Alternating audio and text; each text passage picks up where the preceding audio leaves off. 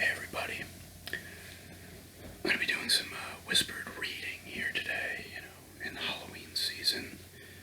And plus I want to do it before I go to Florida because I will not be here for the last week of the month. So I'm going to be reading some stories from Scary Stories to Tell in the Dark and Scary Stories 3 More Tales to Chill Your Bones. I do not have more Scary Stories to Tell in the Dark. I have like 5 of these ones. I pick them up whenever I see them at garage sales, like Goodwills, whatever. Yeah, I was trying to think if we had, my girlfriend and I had any like Halloween stuff, to put in the background, but we have a bunch of Christmas stuff. We do not have any Halloween decorations, or maybe we do, they're just in the crawl space somewhere and I don't want to find them. But I'm going to start with a story out of the first one, Scary Stories to Tell in the Dark. One of my favorite ones is in here. I read from one of these books a while back. Like, it was maybe in December or something like that. Once again, though, the artwork in here is pretty creepy, especially if you're reading this when you're younger.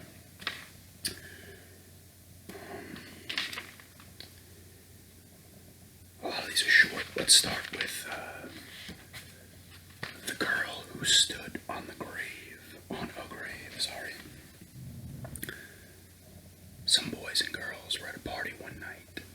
There was a graveyard down the street, and they were talking about how scary it was.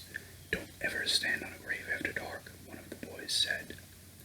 "The person inside will grab you. He'll pull you under." "Now, that's not true," one of the girls said. "It's just a superstition." "I'll give you $1 if you stand on a grave," said the boy. "A grave doesn't scare me," said the girl. "I'll do it right now." The boy handed her his knife. "Stick this knife in one of the graves," he said. "Then we'll know you were there." The graveyard was filled with shadows, and one was as quiet as death. "There is nothing to be scared of," the girl told herself, but she was scared anyway. She picked out a grave and stood on it. Then quickly she bent over and plunged the knife into the soil, and she started to leave.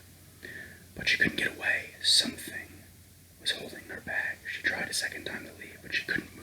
She was filled with terror. "Something has got me," she screamed, and she fell to the ground. When she didn't come back, the others went to look for her. They found her body sprawled across the grave without realizing it. She had plunged the knife through her skirt and had pinned it to the ground. It was only the knife that held her. She had died of fright. And there's another picture. Let's see what we got here.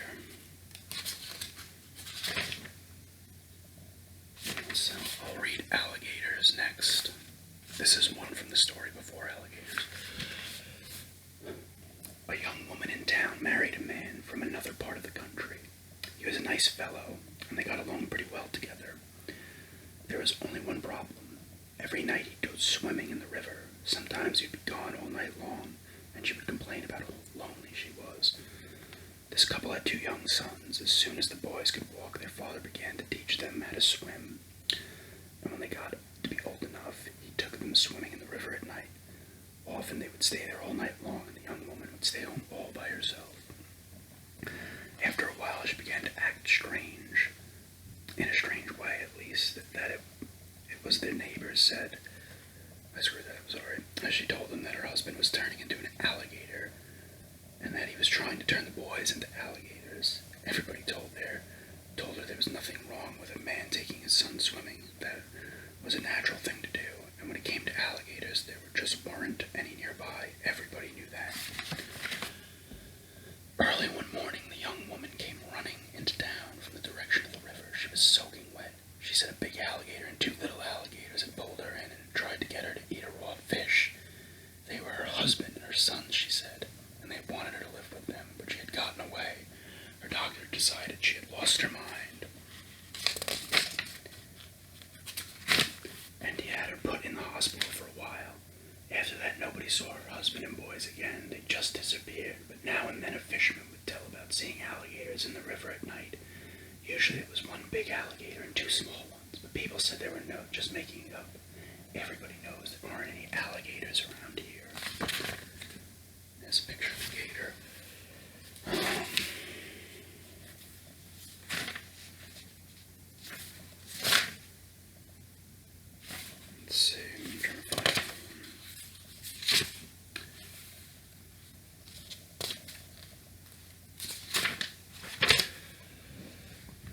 is the dead man's brains. This scary story is a scary game that people play at Halloween, but it can be played whenever the spirits moves you.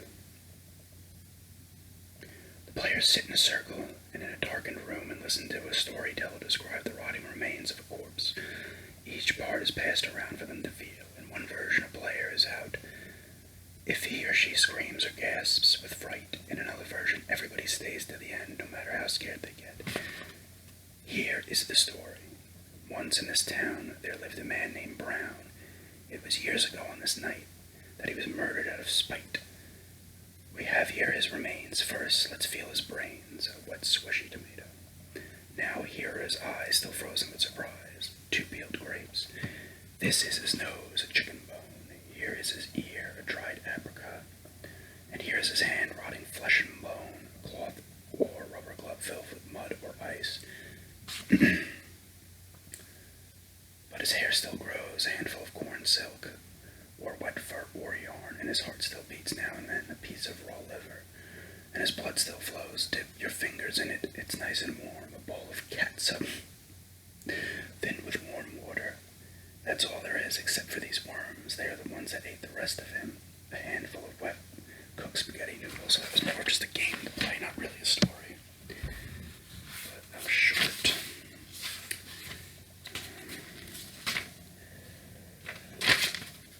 May I carry your basket?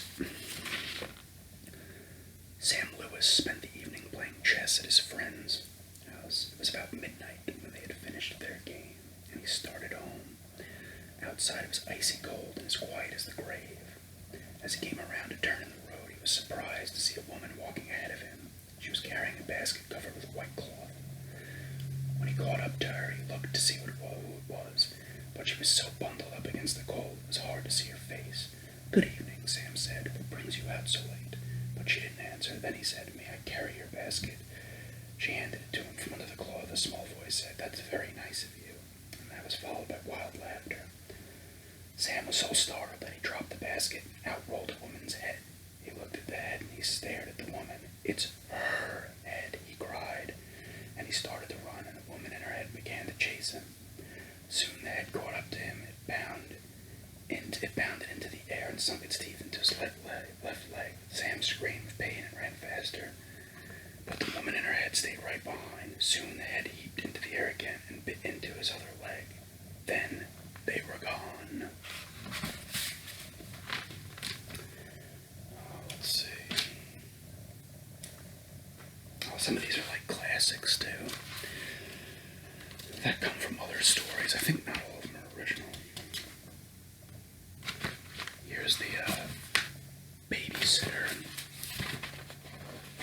It was 9 o'clock in the evening. Everybody was sitting on the couch in front of the TV. There were Richard, Brian, Jenny, and Doreen, the babysitter. The telephone rang. "Maybe it's your mother," said Doreen. She picked up the phone. Before she could say a word, a man laughed hysterically and hung up. "Who was it?" asked Richard. "Some nut," said Doreen. "What did I miss?" At 9:30, the telephone rang again. Doreen answered it. It was the man who had called before. "I'll be there soon," he said, and he laughed and hung up. "Who was it?" the children asked. "Some crazy person," she said. About 10 o'clock, the telephone rang. Jenny got to it first. "Hello," she said. It was the same man. "1 more hour," he said, and he laughed and hung up. He said 1 more hour. What did he mean? Asked Jenny. "Don't worry," said Doreen. "It's somebody fooling around." "I'm scared," said Jenny. About 10:30, the telephone rang once more. When Doreen picked it up, the man said, "Pretty soon now," and he laughed. "Why are you doing this?" Doreen screamed, and he hung up. "Was it that guy again?" asked Brian. "Yes," said Doreen, "and I'm going to call the operator and complain." The operator told her to call back if it happened again, and she would try to trace the call. At 11 o'clock, the telephone rang again. Doreen answered. "Very soon now," the man said, and he laughed and hung up. Doreen called the operator. Almost at once she called back. "The person is calling from a telephone upstairs," she said. "You better leave. I'll get the police." Just then a door upstairs opened. A man they had never seen before started down the stairs towards them. As they ran from the house, he was smiling in a very strange way. A few minutes later, the police found him there and arrested him. See, that's obviously, movies have been made from that and stuff, and I don't know how old that story actually is. Like this one, the Viper as well. He's there to wipe your windows, but the people bug out. Alright, I'm gonna go to some in,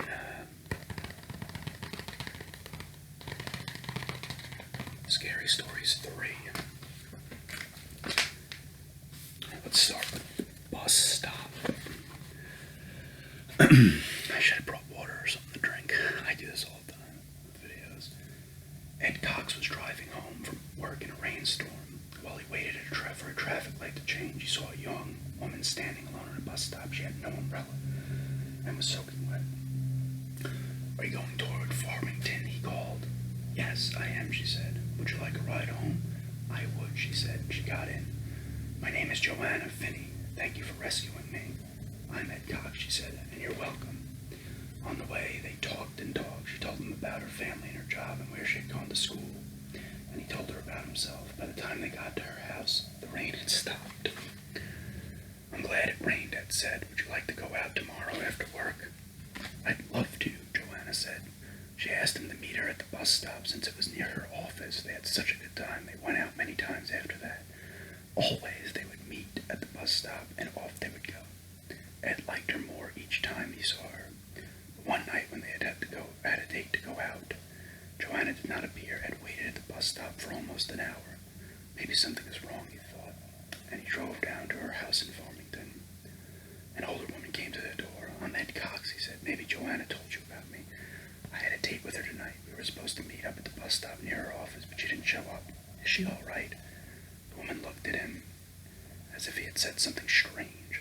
"I'm Joanna's mother," she said slowly. "Joanna isn't here now. Why don't you come in?" Ed pointed to a picture at the mantel. "That looks just like her," he said. "It did, once," her mother replied. "But that picture was taken when she was your age, about 20 years ago. A few days later, she was waiting in the rain at the bus stop. A car hit her, and she was killed." Some of these things still give you a little bit of chills when you read them. Like I said, I got these books when they used to have book fairs. When I was elementary school to school, they'd have like a book fair in the auditorium or whatever. And we'd go down there, and like I got these books at this fair. They'd always have the Scholastic books, and you'd buy them. And I was getting these when I was in like 4th, 5th grade. Oh, let's see, yeah, because they came out in like the 80s. This one I think came out originally in maybe like the early 80s. But I was getting them in like 4th, 5th grade and shit.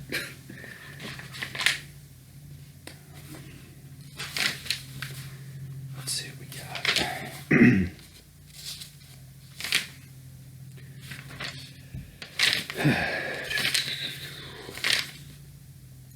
Let's do Footsteps. Liz was doing her homework at the dining room table. Her younger sister Sarah was asleep upstairs. Their mother was out, but she was expected back any minute. When the front door opened and shut, Liz called, "Hello, Mama," but her mother didn't answer, and the footsteps Liz heard were heavier, like a man's. "Who's there?" she called. No one replied. She heard whoever it was walk through the living room, then up the stairs to the 2nd floor. The footsteps moved from one bedroom to another. Again Liz called, "Who's there?" The footsteps stopped. Then she thought, "Oh my God, Sarah is in her bedroom." She ran upstairs to Sarah's room. Only Sarah was there, and she was asleep. Liz looked in the other rooms, but found no one. She went back down to the dining room, scared out of her wits. She had heard footsteps again. They were coming down the stairs into the living room. Now they went into the kitchen. Then the door between the kitchen and the dining room slowly began to open. "Get out!" Liz screamed. The door slowly closed. The footsteps moved out of the kitchen, through the living room, toward the front door. The door opened and shut. Liz ran to the window to see who it was. No one was in sight, nor were there any footprints in the fresh snow that had been falling. Let's see what we got here.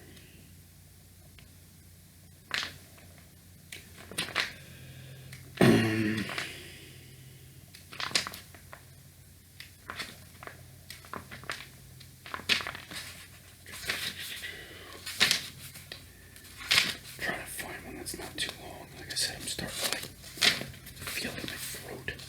I'm gonna read The Dream.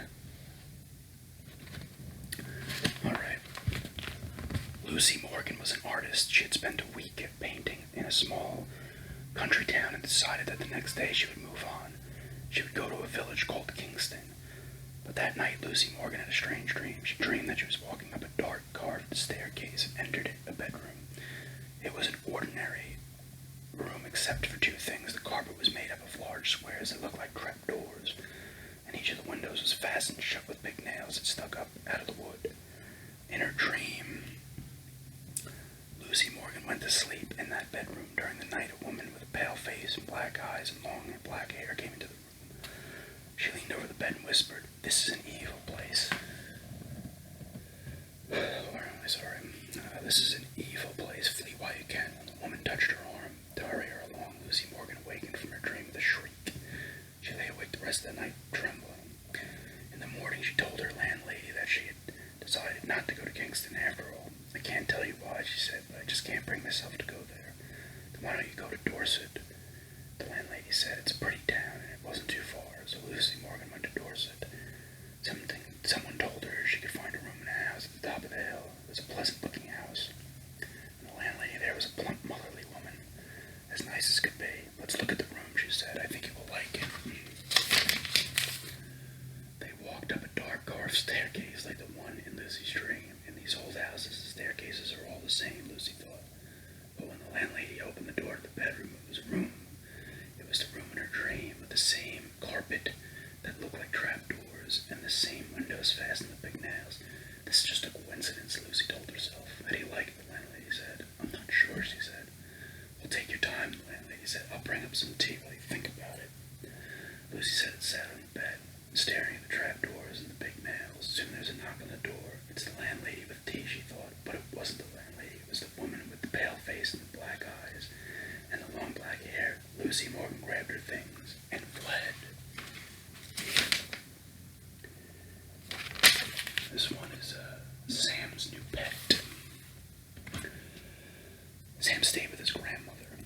When his parents went to Mexico for their vacation, "We are going to bring you back something nice," his mother told him. "It will be a surprise." Before they came home, Sam's parents looked for something Sam would like. All they could find was a beautiful sombrero. It cost too much. That afternoon, while they were eating their lunch in the park, they decided to buy the sombrero after all. Sam's father threw what was left of their sandwiches to the stray dogs, and they walked back into the marketplace. One of the animals followed them. It was a small gray creature with short hair, short legs, and a long tail. Wherever they went, it went. "Isn't he cute?" Sam's mother said. "He must be one of the Mexican hairless dogs. Those Mexican hairless dogs. Sam would love him." "He's probably somebody's pet," Sam's father said. They asked several people if they knew its owners well, but no one did. They just smiled and shrugged their shoulders. Finally, Sam's mother said, "Maybe he's just a stray. Let's take him home with us. We can give him a good home, and Sam will love him. It is against the law to take a pet across the border." But Sam's parents hid the animal in a box and no one saw it. When they got home, they showed it to Sam. "He's a pretty small dog," said Sam. "He's a Mexican dog." His father said, "I'm not sure what kind. I think it's called a Mexican hairless." "We'll find out, but he's nice, isn't he?" They gave the new pet some dog food. Then they washed it and brushed it and combed its fur. That night it slept on Sam's bed. When Sam awakened the next morning, the pet was still there. His pet was still there. "Mother," he called. "The dog isn't cold." The animal's eyes were running and there was something white around its mouth.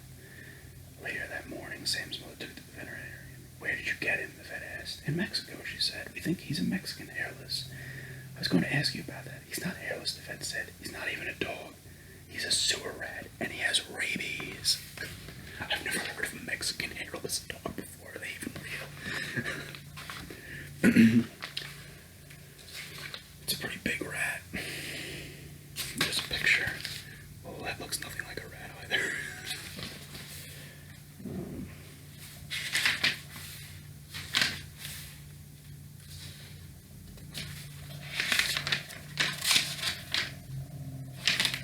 Here's a really short one. The red spot. While Ruth slept, a spider crawled across her face. It stopped for several minutes on her left cheek, then went on its way. "What is this red spot on my cheek?" she asked her mother the next morning. "It looks like a spider bite," her mother said. "It will go away, just don't scratch it." Soon the small red spot grew into a small red boil. "Look at it now," Ruth said. "It's getting bigger, it's sore." "That sometimes happens," her mother said. "It's coming to a head." In a few days, the boil was even larger. Look at it now, Ruth said. It hurts. It's ugly. We'll have to call a doctor to look at it, her mother said. Maybe it's infected, but the doctor could not see Ruth until the next day. That night, Ruth took a hot bath. As she soaked herself, the boil burst. Out poured a swarm of tiny spiders from the eggs their mother had laid in her cheek. There's the picture. That's also something that's popped up in movies and stuff as well.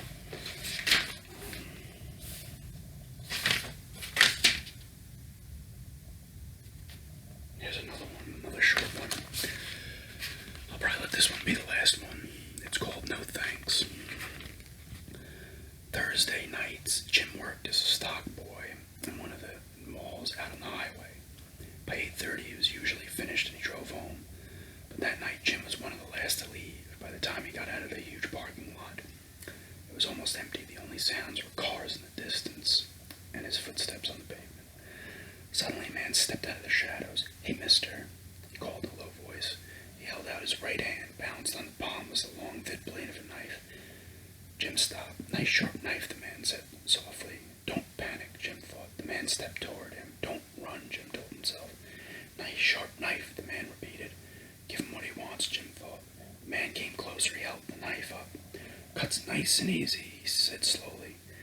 Jim waited. The man peered into his face. Hey, man, only $3, 2 for $5. Nice present for your mama. No thanks, Jim said. She's got one. And he ran for his car. There's the picture. Let me see if I can find one more short one. Alright, I'll read the hog. When Arthur and Anne were in high school, they fell in love. They were both big, fat, and jolly, and seemed suited to one another. But as sometimes happens, things didn't work out. Arthur moved away and married someone else, and Anne didn't marry anyone. And not too many years later, she got sick and died. She said it was from a broken heart. One day, Arthur was driving to a small town not far from where he and Anne had grown up. Soon he realized that a hog was following him. No matter how fast Arthur drove, the hog stayed right behind. Each time he looked back, there was a hog. It began to irritate him. Finally, he couldn't stand it any longer. He stopped his car and rapped the hog on its snout good and hard. Get out of here, you fat, dirty thing, he shouted. To his astonishment, the hog spoke to him, and it was Anne's voice he heard. It's her ghost, he thought. She has come back as a hog. I was doing no harm, Arthur, the hog said. I was just out for a brisk walk, enjoying myself. How could you strike me after all that we meant to one another? With that, she turned and trotted away. When you tell this story, have the hog speak in a high voice. So that's another, I guess, one you just tell. Alright, I'll do this one too. It's called Is Something Wrong? The car broke down late at night out in the country. The driver remembered passing an empty house a few minutes earlier. I'll stay there, he thought. At least I'll get some sleep. He found some wood in the corner of the living room and made a fire in the fireplace. He covered himself with his coat and slept.